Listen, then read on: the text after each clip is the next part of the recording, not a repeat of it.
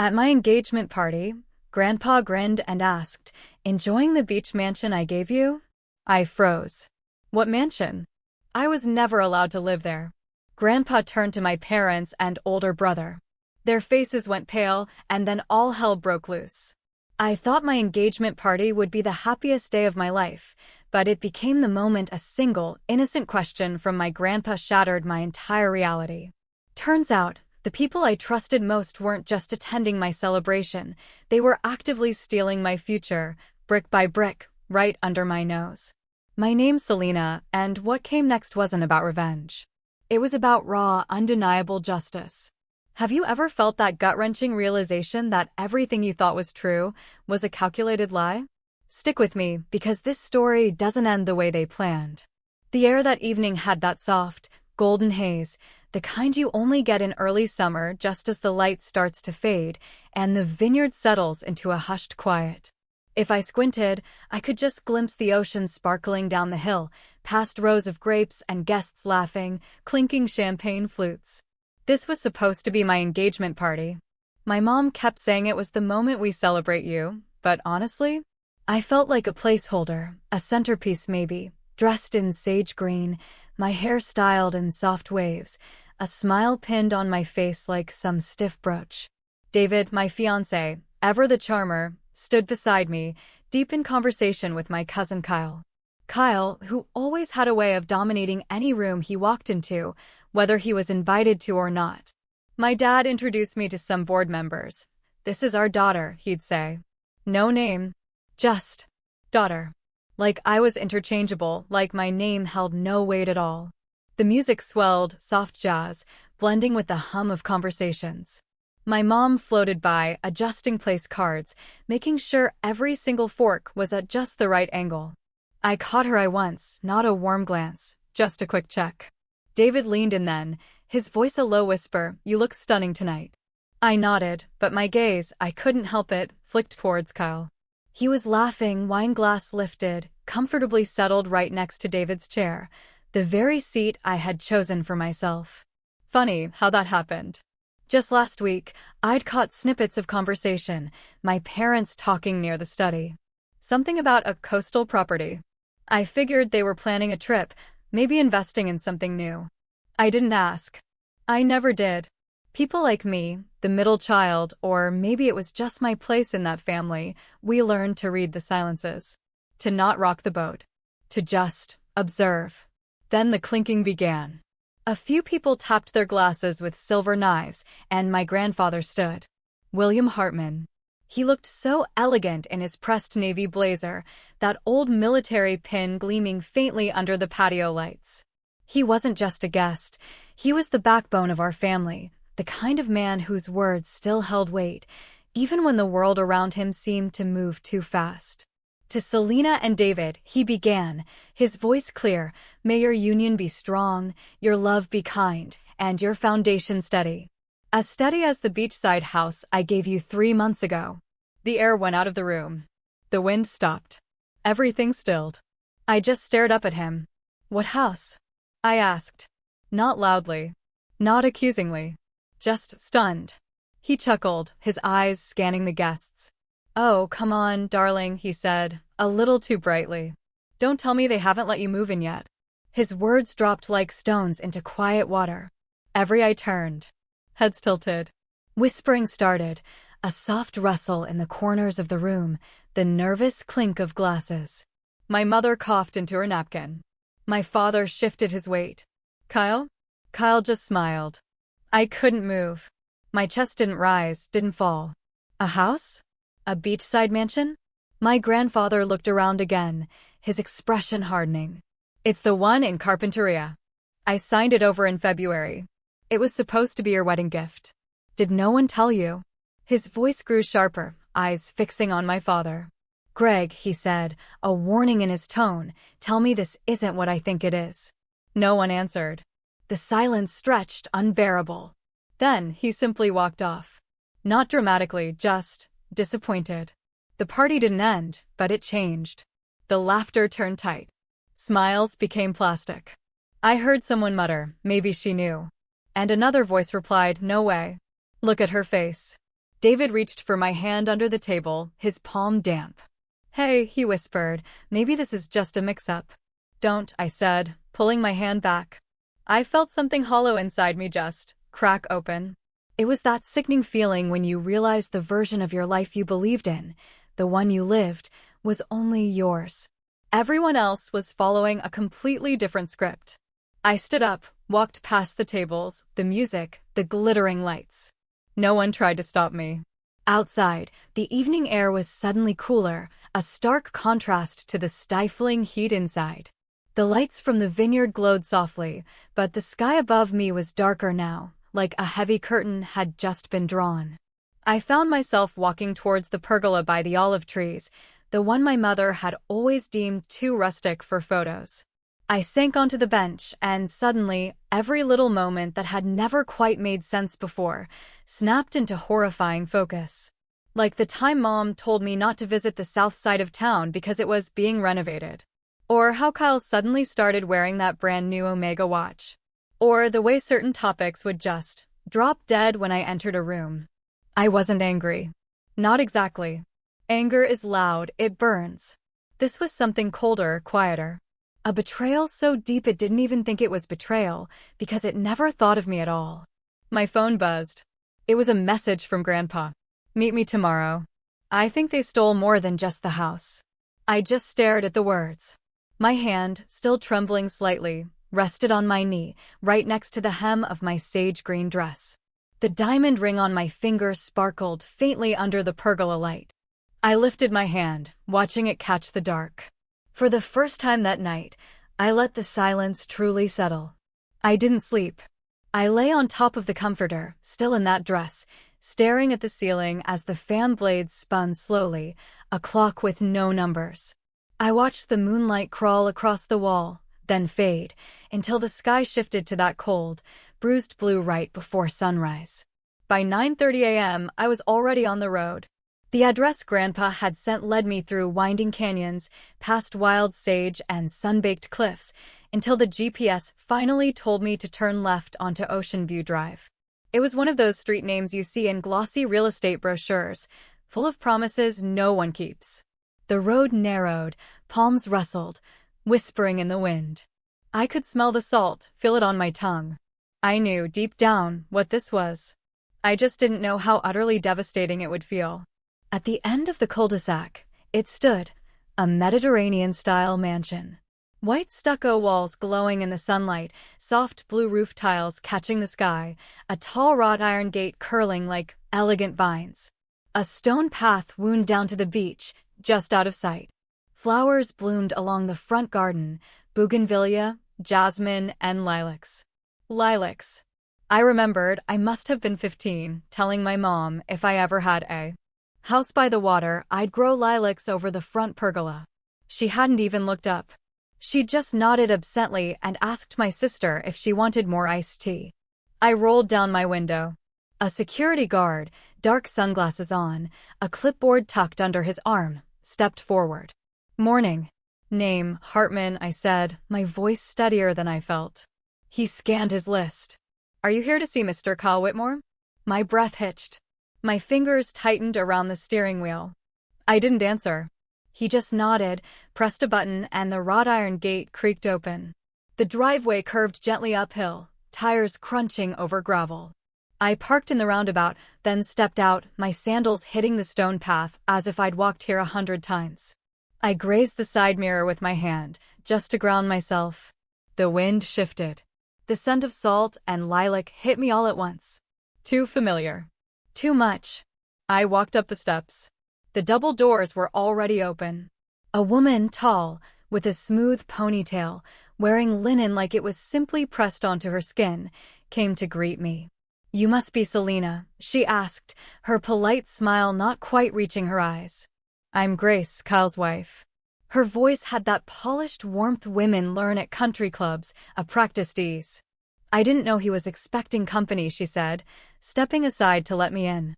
I walked into the foyer, a wide space with vaulted ceilings, clean white walls, sunlight pouring through tall arched windows.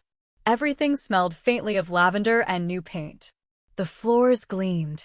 The furniture was modern, soft gray and pale wood, too impersonal, like a home staged for sale. I followed her into the kitchen. And there, on the marble counter, was a stack of unopened mail. A pale blue envelope caught my eye. My name, Selena Hartman. The handwriting looked like Aunt Helen's. The stamp wasn't even marked. I didn't touch it. I just stared. Grace caught my gaze. Oh, something's just gotten mixed in. Call hasn't sorted through it yet.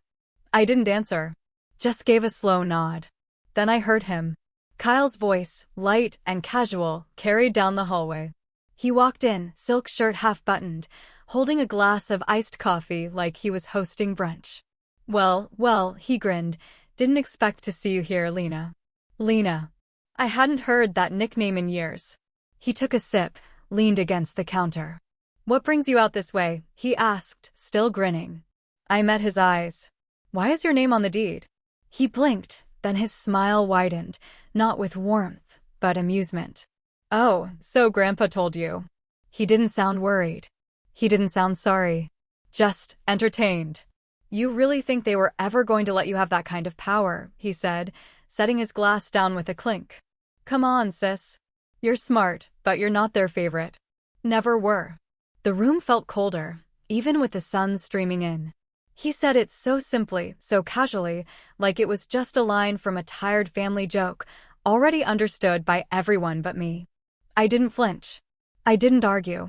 I just watched his face, the small, smug curl at the edge of his mouth. That look people get when they've already won something behind your back. I didn't cry. That part of me was gone. Instead, I turned slightly, my gaze sweeping across the room. And then, just behind his chair, under the edge of his briefcase, something caught my eye. A yellow folder, a corner barely sticking out. The label was clear, typed in all caps, Glenwood Title Transfer. And then a date, April 12th. 2 days after Grandpa signed the gift over. I didn't reach for it. I just looked, burning the font, the words, the date into my mind. My hand slipped into my bag. The soft click of my phone camera's shutter went off once, low and quiet, swallowed by Kyle's next sentence. You really thought it was yours, he chuckled. I turned back towards the front door. Grace was already on her phone, pretending not to notice. The mail sat untouched, my name still printed clearly on that pale blue envelope. I didn't say goodbye. The sun hit my face as I stepped outside and drove away. I didn't answer right away. I just kept walking out the door, down the steps, my shoes feeling impossibly thin against the stone path, like they weren't meant to carry the weight of what I'd just heard. By the time I got back to my car, the heat inside had already turned it into a slow oven. I didn't start the engine. I just sat there, clutching the steering wheel like it was the only thing left that still belonged to me. That night, again, I didn't sleep. The next morning, I called into work, gave a single word, personal.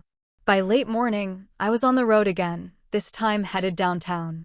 The traffic was a familiar rhythm of brake lights, turn signals, the occasional horn slicing through the low hum. But inside my car, it was dead quiet. The kind of quiet where your own breath starts to feel deafening. I parked 2 blocks from the LA County Recorder's office. The building looked tired, its cement walls stained from years of sun and smog, but inside, it was cold. Fluorescent cold. Rows of filing desks, computer terminals, tired clerks typing with the steady, relentless rhythm of ticking clocks. I walked to the front desk, gave my name. The clerk barely glanced up. Title records, I said. Glenwood property, Whitmore family. Her nails clicked across the keyboard. Then she handed me a small slip of paper with a number. 3rd floor. Window 4. I clutched that slip like it was something holy and found the elevator. When the doors opened on the 3rd floor, the air smelled like old paper and lemon cleaner. At window 4 sat a woman with graying hair pulled into a low bun, her glasses hanging by a string around her neck. A pin on her lapel read, Miss Gutierrez. Can I help you, honey? She asked, her voice warm, familiar in the way only women over 60 can make you feel. I stepped closer. I'm trying to look up some deed records. A title transfer for a property gifted by my grandfather. Her eyes softened. Family property fights, she murmured, more to herself than to me. You're not the first. She stood slowly, waving for me to follow. Her steps were slow but steady as she led me down a corridor lined with tall cabinets. She paused at one marked Private Residential 2020 Present and unlocked it with a jingle of worn brass keys. It took her a few minutes, then she pulled out a thick file, tabbed in yellow and green, and handed it to me. Take your time. There's a copy table down that way. I thanked her, my voice a little rough, and walked to the small side room. Its walls were lined with microfiche readers, and in the corner, one lonely copier. I sat down and opened the file. The top document was exactly what I expected, a grant deed dated April 10th, signed by my grandfather.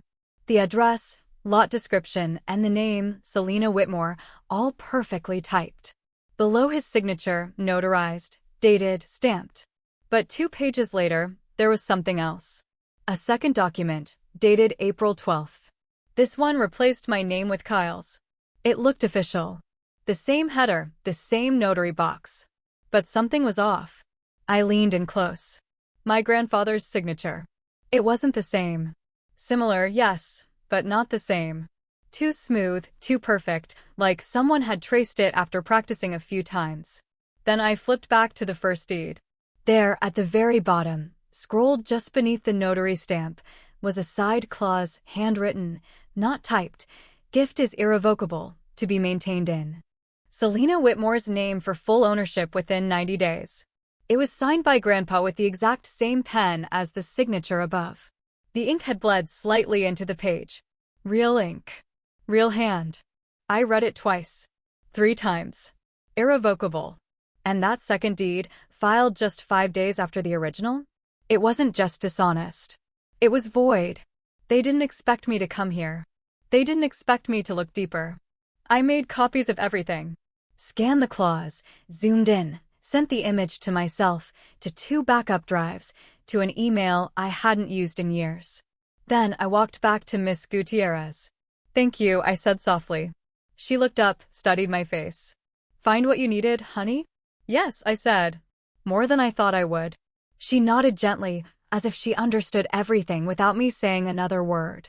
The sun was dipping low when I got back to my apartment. That strange, LA golden hour, where everything glows, but nothing feels truly warm. I dropped the thick folder on my coffee table and sank to the floor, my back against the couch. I opened my old email, scrolling through saved messages from my mom. Maybe you're just better suited to an apartment downtown. You wouldn't know what to do with that kind of space. Don't be so dramatic. You've never even liked the ocean. I stared at the words, unmoving. It wasn't just the house. It never was. It was all the years I'd been trained not to expect things. Not to ask. Not to believe I could ever be someone who owned anything, not just land, not just a home, but respect, trust, belonging. They handed me scraps and called it love. And when I didn't smile for it, they said I was ungrateful. I closed the laptop. The room felt utterly still, my breath quiet, my palms flat against the carpet. Then I picked up my phone. Grandpa's number was still saved under D, like Dad, an old habit from when I was 15. I hit call. It rang once, twice, then went straight to voicemail. I didn't leave a message. Instead, I opened my camera app, attached the photo of that handwritten clause, and typed one single sentence. Did you know they forged your signature? Then I hit send. And I waited. The reply didn't come that night, or the next morning, or even for the next 2 days. I tried to distract myself, sorting through work emails, folding laundry that had sat clean but untouched for a week, watering the plant by the window even though I knew it was already dead. But my eyes kept flicking to my phone, waiting. And then, 4 days after I sent that message, my screen lit up. A name I hadn't seen flash across it in nearly a year. Grandpa. Just that. I stared at it until the screen dimmed, then tapped to listen. His voice was slower now, a little raspy, but still carried the same weight I remembered from when I was 7, when he taught me how to hold a compass, how to never walk in circles, even when you felt completely lost. Come by tonight. Come alone. That was it. No explanation. No warmth. But no anger either. Just a quiet command. It had been raining lightly all afternoon, not the dramatic kind, just a steady mist that made the world feel wrapped in gauze. The drive to Pasadena took nearly an hour. I didn't play music, didn't hum, just drove with the windows slightly cracked, the scent of wet pavement and eucalyptus mixing in the air. His neighborhood hadn't changed. The familiar brick walls, the climbing ivy, the same quiet creak in the gate hinge. As I stepped through, Janet, the housekeeper, answered the door before I could even knock. She looked older, tired in a way I hadn't really noticed before. But when she saw me, her face softened. "He's in the study, sweetheart," she said gently, stepping aside. "Hasn't really moved for 2 days." Said he was waiting. I thanked her in a whisper. The hallway was dim, lit only by one old lamp near the archway. That familiar scent, aged wood, fireplace smoke, something faintly like his bay rum aftershave, wrapped around me the deeper I walked into the house. The study door was slightly ajar. I pushed it open. He was there in his worn leather armchair, one elbow resting on the armrest, his gaze fixed on the fire like it held answers he hadn't yet found. He didn't turn when I entered. Didn't say my name. He just reached beside him, picked up a thick manila envelope, and held it out toward me without looking. I crossed the room and took it. It was labeled in small, careful handwriting, Contingency C, Whitmore. I opened it slowly. The paper inside was stiff, slightly yellowed. The first page, a living trust, dated 2 years ago, notarized, stamped. And right there, clear as day, to Selena Whitmore, full beneficiary rights to the Malibu property and a 40% stake in the Whitmore Veterans Memorial Fund. I stared at it, blinking.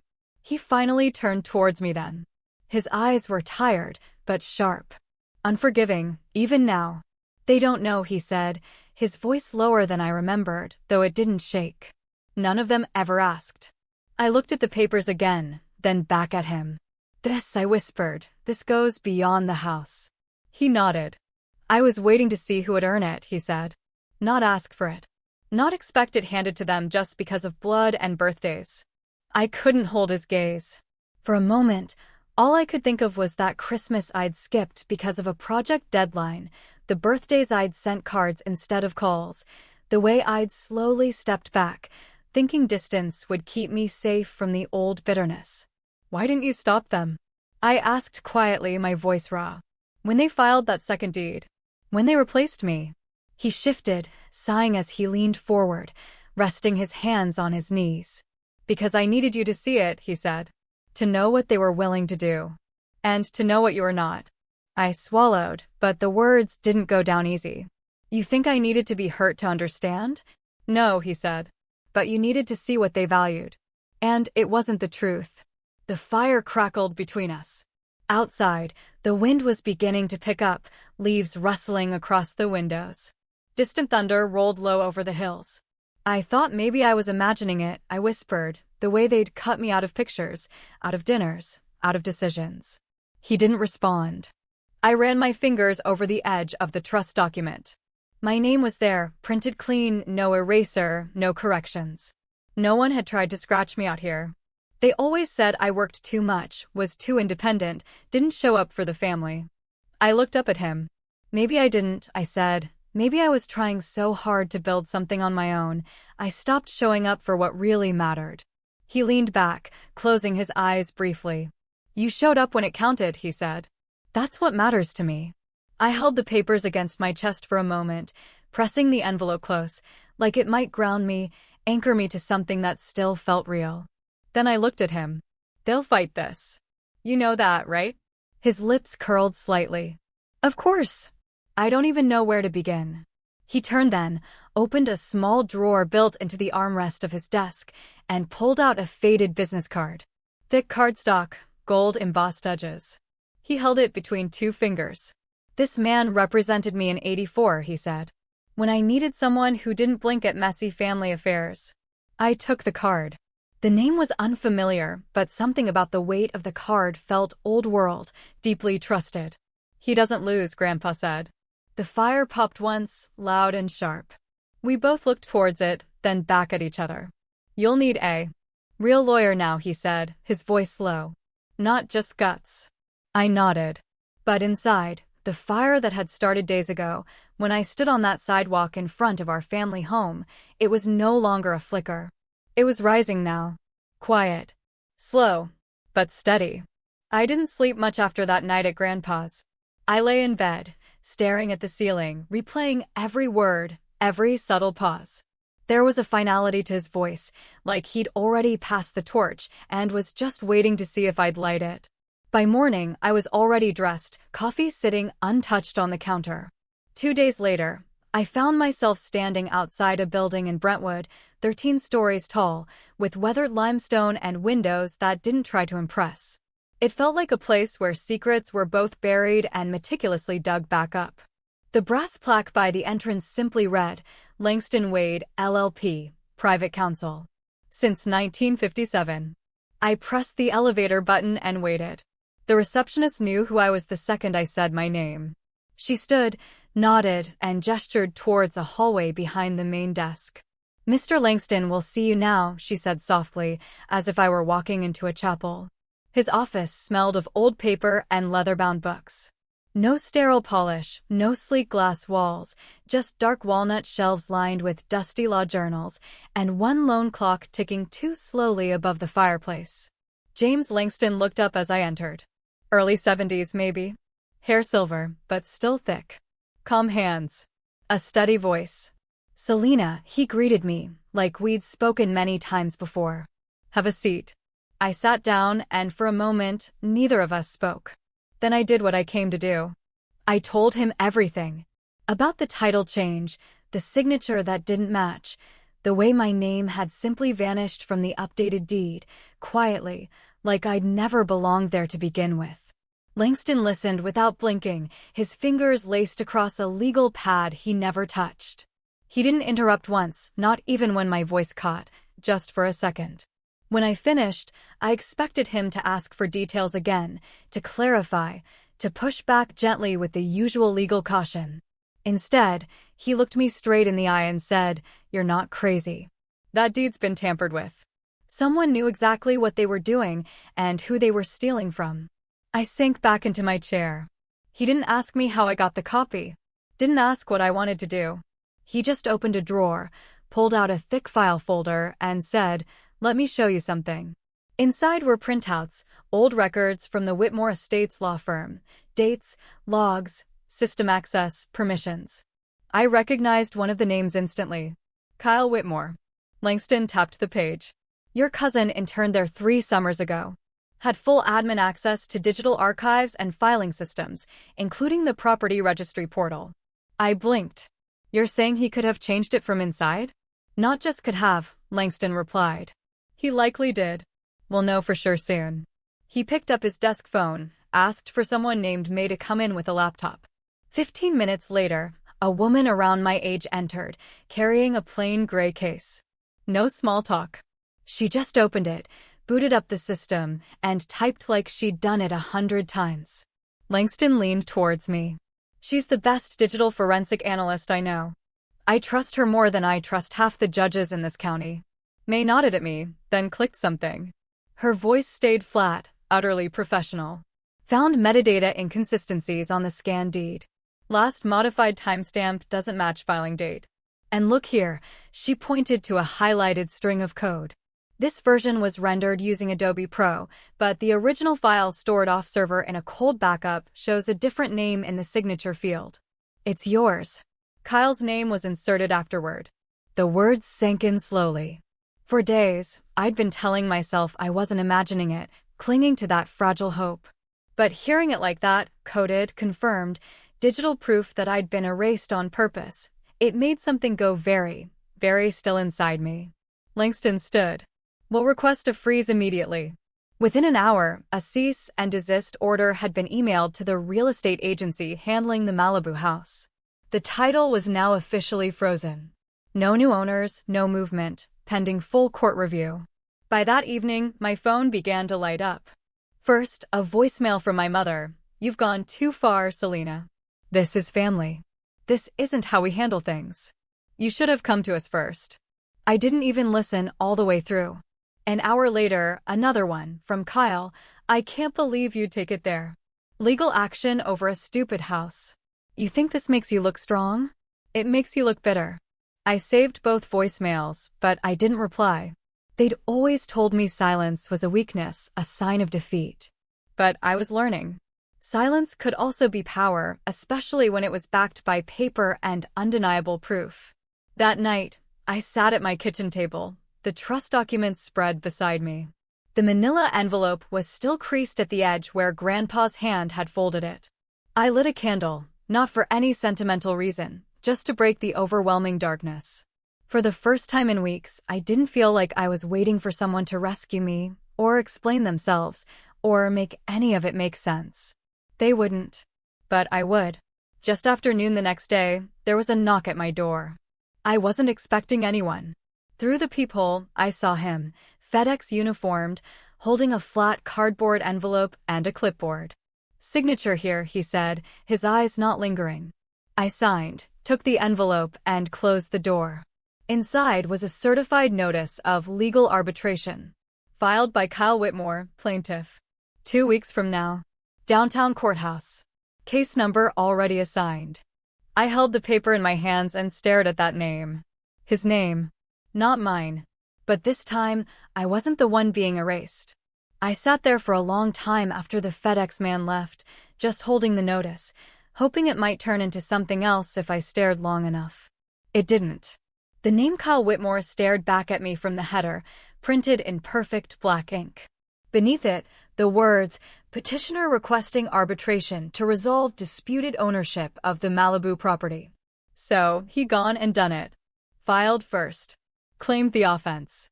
I should have been surprised, but all I felt was the quiet weight of inevitability. Like a train I'd seen coming from miles away had finally arrived. Right on schedule. 2 weeks passed in a slow blur. I kept busy, or at least I pretended to. Sorted old files, cleaned corners I hadn't touched in years, lit candles I didn't need, cooked full meals I barely touched. Every little task felt like armor, something between me and the next battle. And then it was the morning of. I got dressed slowly. Chose dark blue slacks, a blazer that still held its shape. I tied my hair back with the black satin ribbon I always used when I needed to feel steady. The one thing my mother had never thrown out when I left. Funny, the things you hold on to, even when the person who gave them to you stopped seeing you. The office building in Century City was tall but utterly unremarkable. No flashy signs, just another silent tower of too much glass and not enough warmth. Security let me through after checking my name on the list, handing me a guest badge and pointing towards the elevators. Conference room 17B, 11th floor.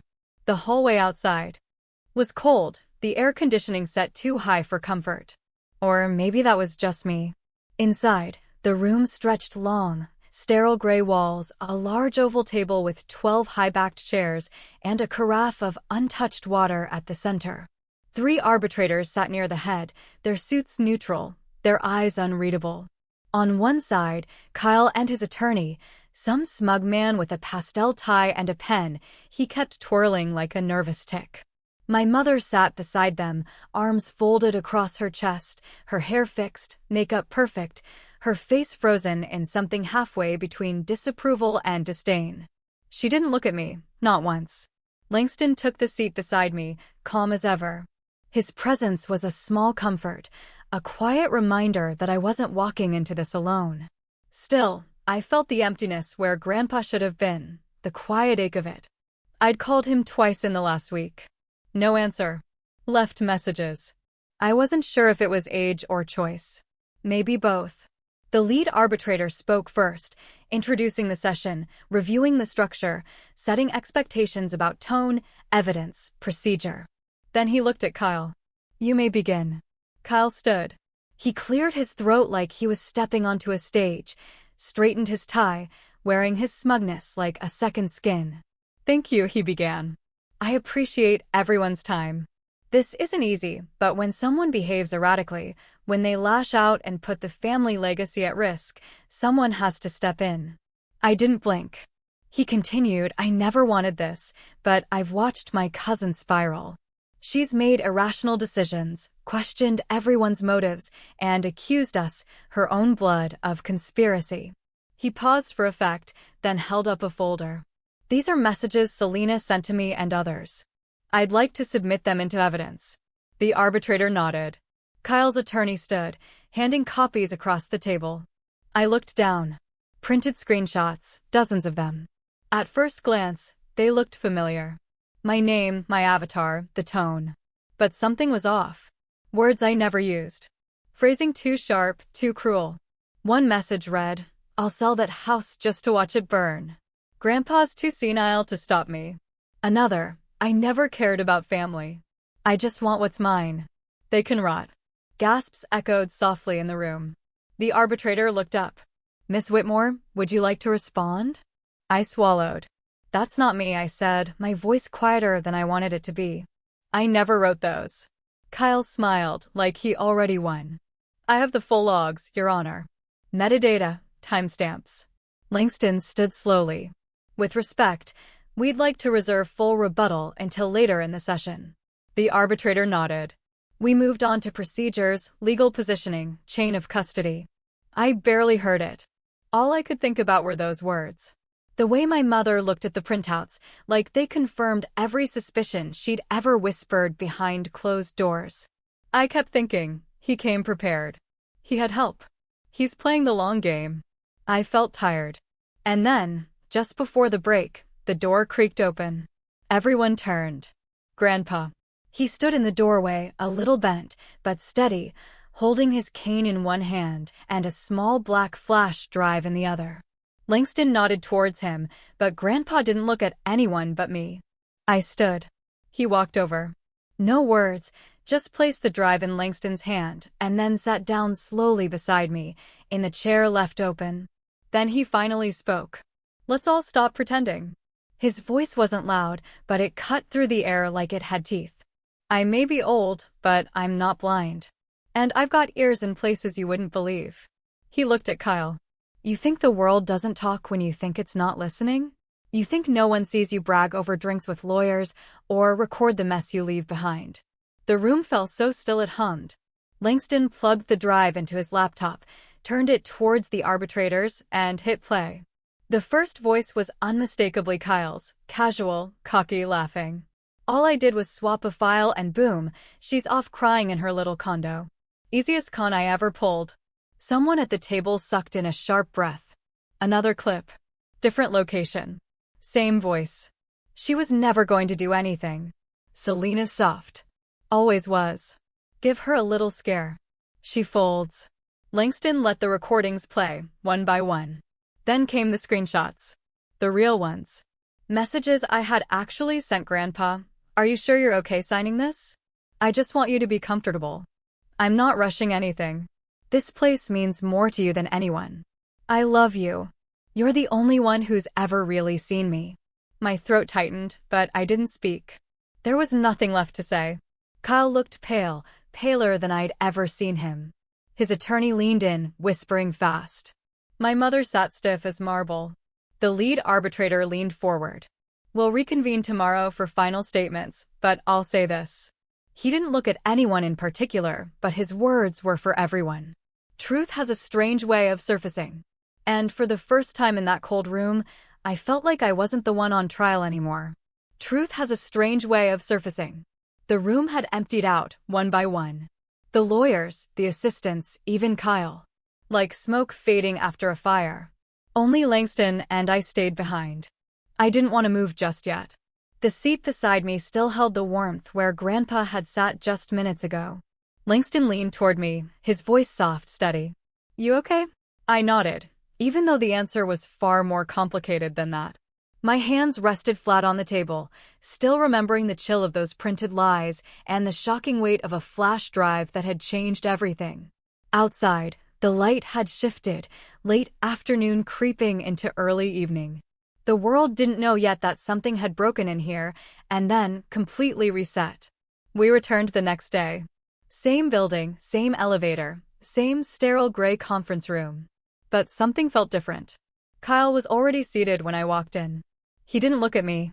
His tie was loose this time, the corners of his mouth tight, like he hadn't slept. My mother wasn't there. I wondered if she was avoiding the embarrassment, or if she'd simply stopped pretending to care. Langston and I took our places quietly. The panel of arbitrators came in right at 2. No small talk. No wasted motion. The lead arbitrator cleared his throat and looked down at the document in front of him. This arbitration board, he began, his voice calm, has reviewed all submitted evidence, including digital communications, forensic testimony, and living witness statements. After careful deliberation, he paused for a beat. Call shifted in his seat, agitated. We find that the living trust dated March 14th remains valid and binding. All subsequent documents have been deemed inadmissible due to proven tampering and undue influence. He looked up.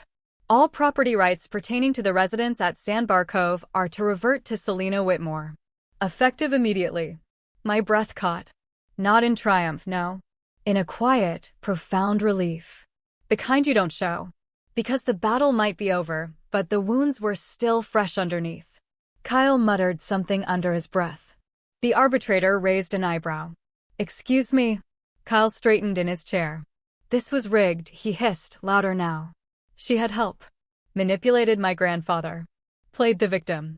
I stood, before Langston could stop me. No, I said, my voice low but clear. What I did was protect what was already mine. What you did. That was theft. Dressed up in family. He didn't respond. Just stared. Back, jaw tight, as if he still couldn't believe any of this was happening. I didn't wait for the rest. I turned and walked out. Langston caught up with me in the hallway, his hand brushing lightly against my shoulder. You handled that well, he said. I didn't do it for applause, I replied. He smiled a little. I know. We stepped out onto the courthouse plaza, sunlight blinking off parked cars and high windows. A soft breeze picked up, cool against my face, carrying the scent of salt air and a faint hint of someone's cologne. And then, slowly, I heard the familiar tap of his cane behind us. Grandpa. He moved slowly, carefully, but his back was straighter than I'd seen it in months. He came up beside me and looked out at the horizon, like it wasn't just buildings and traffic, but something far more profound. He smiled. You fought well, he said quietly. I always hoped it'd be you. My throat clenched. There were so many things I wanted to say. Thank you. I'm sorry. I never wanted this to hurt you. But all I managed was a soft nod. He reached for my hand. We should get lunch, he said. I feel like celebrating. Anything you want. He chuckled. Anything. That cafe on Jefferson, I said. Do they still make that terrible roast beef sandwich you like? I smiled. If they do, I'll make sure they save too. As we started walking towards the valet station, he leaned a little heavier on my arm. I slowed to match his steps. He stumbled slightly on the curb, and I caught him before he could fall. He waved it off. Just a moment, he murmured, his voice a little weak. These legs are older than you think. I didn't let go. The sun hung low over the western sky, casting long shadows across the pavement. We were almost to the valet desk when I felt the shift. His fingers twitched in mine. His weight sank suddenly. Too fast. Grandpa. He didn't answer. He collapsed hard, his knees giving out as if someone had pulled the floor from beneath him. His cane clattered to the ground. I dropped beside him. Call an ambulance. I yelled. People turned. A woman screamed. A man in a suit rushed to pull out his phone. Langston knelt beside me, already dialing. I gripped Grandpa's hand. His face had gone pale, lips tinged blue. His eyes blinked, then slowly found mine. Stay with me, okay? I whispered. Just stay, please. He squeezed my fingers, barely. His voice came out like wind over gravel. Make it yours, he gasped. Make it right. And then, nothing. Sirens. I heard them before I saw the ambulance. The flashing red lights splashed across glass doors and parked cars. Shouts. Hands moving fast, lifting him onto the gurney. Oxygen. Chest compressions. Words I couldn't make sense of. I stood back, utterly powerless. Langston's hand touched my shoulder again. Come on, he said gently. But I couldn't move. Because the man who had just handed me back a life I almost lost was now being taken away. And for all I gained, it suddenly felt like I was losing the only part that ever really mattered. They told me he didn't suffer, that he went quickly, peacefully. But I don't think peace feels like that. Not like standing in a hospital hallway with cold coffee in one hand and his cane in the other, while a nurse apologizes for paperwork delays. I don't think peace echoes like footsteps leaving you behind, fading into silence. It's been a week. The sky this morning was a heavy gray before the sun even rose, the kind of gray that weighs on your chest. Langston pulled up in front of the cemetery at exactly 9:58. I heard the tires crunch the gravel before I even looked up. He didn't say much, just opened the door and waited. There weren't many people there. Just Langston. Two of Grandpa's old Navy buddies, both wearing faded pins and proud stares. A neighbor from the beach house, holding a casserole dish in her lap, like she didn't know what else to do with her hands. No Kyle. No Mom. Of course not. I stood beside the casket, my arms wrapped around myself. Not from the cold, but from something far, far colder. They played taps. The mournful notes cut through the still morning air like someone slicing through cloth. My hands shook, but I didn't cry. Grief looks different, I realized, after everything you've been through. Langston placed a folded flag into my hands, slowly, gently, like it might break. I wish it didn't have to be this way, he said, his voice low. I didn't answer. Because wishing for us never seemed to change much. The service didn't last long. The older men saluted and left without a word. The neighbor gave me the casserole and a tight hug. Langston asked if I wanted him to drive me home. I told him I needed to go somewhere first. And I did. Not the house I grew up in. Not the condo I rented downtown. I drove back to the beach house, the one place that still smelled like him. By the time I got there, it had started to rain, light at first, then steady. I sat in the car for a few minutes, watching the water beat against the windshield, my hand hovering over the key before I finally opened the door. The house greeted me with silence. No lights. No heat. Just that hollow, echoing stillness that only exists after someone leaves for good. I walked in slowly, leaving my shoes by the door, just like he always asked. The hardwood floor was cool under my socks. I moved through each room like I was walking through a museum of us. The living room still had his blanket draped over the couch, the one I used to steal on cold mornings. I touched it, but I couldn't bring myself to pick it up. In the kitchen, the last mug he used was still upside down on the drying rack. I ran my fingers along its chipped, navy blue rim. I drifted upstairs. His room smelled like cedar and old cologne. I stood in the doorway for a moment. I couldn't go in. Not yet. Instead, I turned towards the study. He always called it the thinking room. Books lined the shelves, worn memoirs, old maps, ancient novels with yellowing pages. His desk sat by the window, clean except for a pen holder, a small brass lamp, and one drawer. I stared at it. There was a sticker on the front, faded, curling at the edges. It read, "Only for her." I knew. Somehow, I just knew it was meant for me. My fingers hesitated over the handle. Then I pulled. Inside was a single envelope, thick and sealed with wax. My name, written in his hand, sat at the center. I sat down before opening it. The letter unfolded in slow creases. The paper felt heavy, like it carried more than just ink. If you're reading this, then my time ran out before I could give you what I always meant to. Not just a home. A name. A future. Everything I have, my company shares, the beach house, the Arizona vineyard, goes to you. You are my legacy. He had signed it. Below his name were notarized documents, legal, stamped, dated just a month ago, a new trust agreement, a revised deed. My hands trembled again, but not from grief. This time, from something else. The profound, overwhelming weight of being seen. I sat there for a long time, reading, rereading, memorizing the way he looped his LS, the way he ended every sentence with a period, like he still believed in structure and order. When I finally stood, the sky outside had turned a soft gold behind the rain. I stepped through the back door and onto the patio, still clutching the envelope. The wind smelled of ocean and wet eucalyptus. The waves were calm. I walked to the edge where the railing framed the water, just like he always said, "A picture worth sitting still for." I rested my hand on the smooth, familiar grain of the wood. I thought about all the times I'd sat there with him. Quiet mornings. Late nights. No expectations. No pressure. Just time. And I whispered into the wind, not loudly, just enough for the house to hear, "You didn't just leave me a house, Grandpa. You gave me back my voice." Langston didn't leave until I nodded. I watched his truck disappear down the gravel drive, the sound of its tires swallowed by the wind and waves. Then I turned back towards the house, the flag still folded in my arms, the envelope tucked against my chest like something sacred. That night, I didn't sleep in the guest room. I lay in Grandpa's bed, not to take his place, but to be near what was left of him. His smell lingered on the pillow, faint, but enough. I didn't cry. I just let the quiet settle over me like a blanket. Somewhere in the darkness, I whispered, "I'll take care of it now." 2 months passed. The house didn't stay frozen in time. I didn't let it.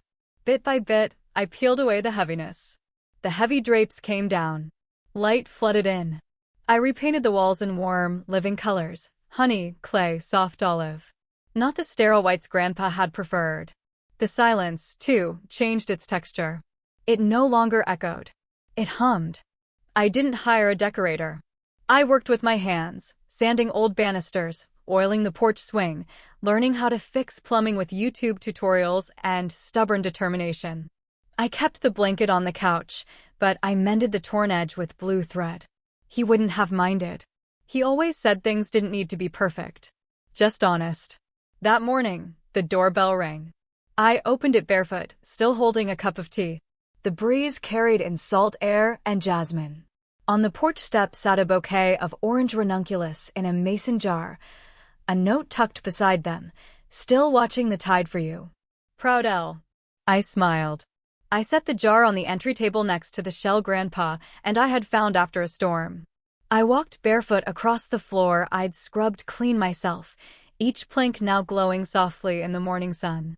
The house felt warm. Lived in. Loved. Not haunted.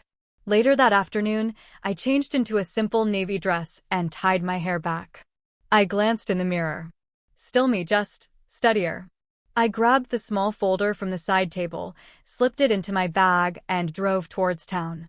The community center sat at the edge of the bluff, just beyond the old diner. Newly painted, freshly landscaped. A space for everyone. Young kids, veterans, the lonely. The money from the Arizona vineyard quietly funded this place. No press. No plaque with my name. But they'd asked me to speak. I didn't plan anything grand, just the truth. When it was my turn, I stepped behind the modest podium, cleared my throat once. My grandfather used to say, "You carry your name on your back, walk steady."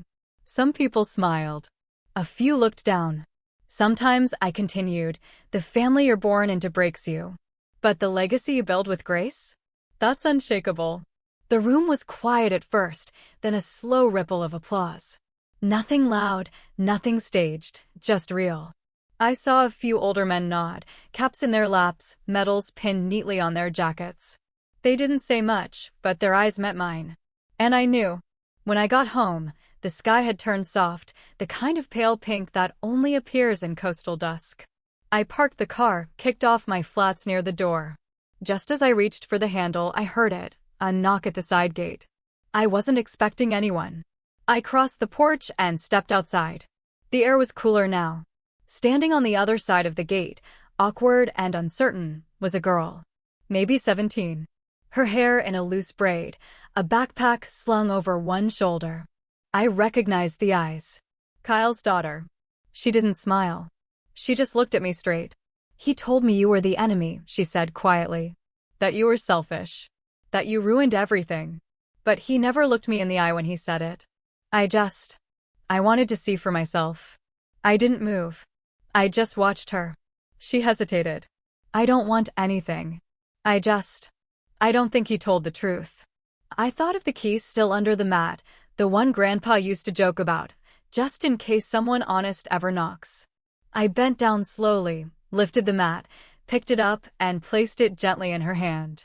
"When you're ready," I said. She blinked, clutched it, and nodded. I turned back inside without waiting for thanks. That evening, I sat on the back balcony. The sun sank low, casting golden ribbons across the water. I traced the letters on the small metal plaque I'd just finished mounting to the gate. C. Whitmore. Air by honor. The wind stirred lightly. I sipped my tea. Let the salt air settle into my lungs. I closed my eyes. I never needed their approval. Just a little space to breathe. To rebuild. To be. Sometimes that's enough. It's everything.